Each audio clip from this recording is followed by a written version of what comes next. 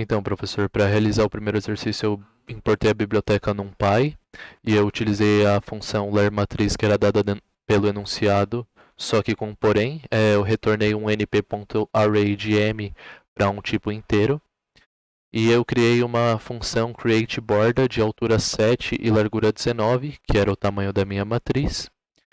Enquanto a altura fosse de 2 até a altura menos 2 e a largura de 2 até a largura menos 2, eu sabia que o valor que ela teria seria 1.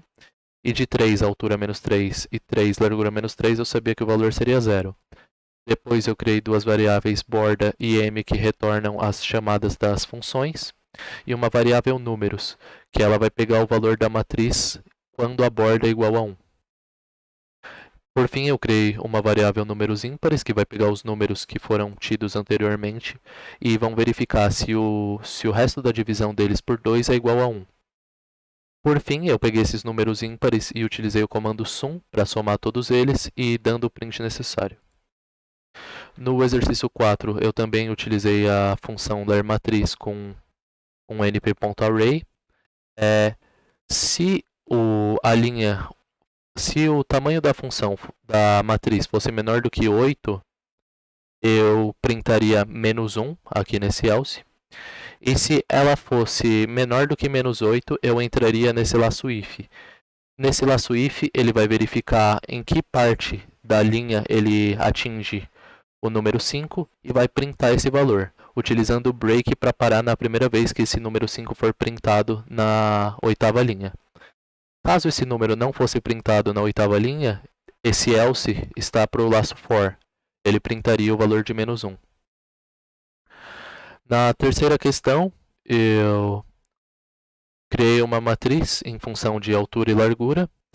Para o i no range da altura e o j no range da largura, ela teria essa equação, que foi escrita em função de uma variável que eu criei, a e j, e depois esse resultado da matriz de i por j, dado pela variável a e j, seria printado.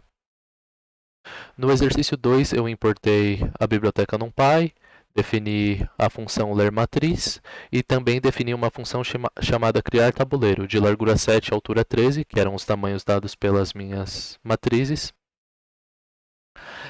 Para o i no range de largura e o j no range da altura, se a soma de j dividido por 2 tivesse resto igual a 0, eu saberia que a matriz vale 1. A matriz sobreposta vale 1. Eu criei as variáveis tabuleiro e m que retornam as chamadas das funções. As variáveis pretas e brancas que demonstram em que parte do tabuleiro elas valem 0 e valem 1.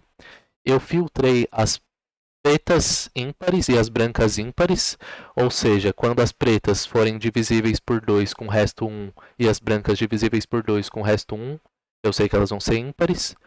E por fim, eu utilizei pretas ímpares e brancas ímpares, que vão utilizar essas 4 variáveis dadas anteriormente, escritas em função uma da outra.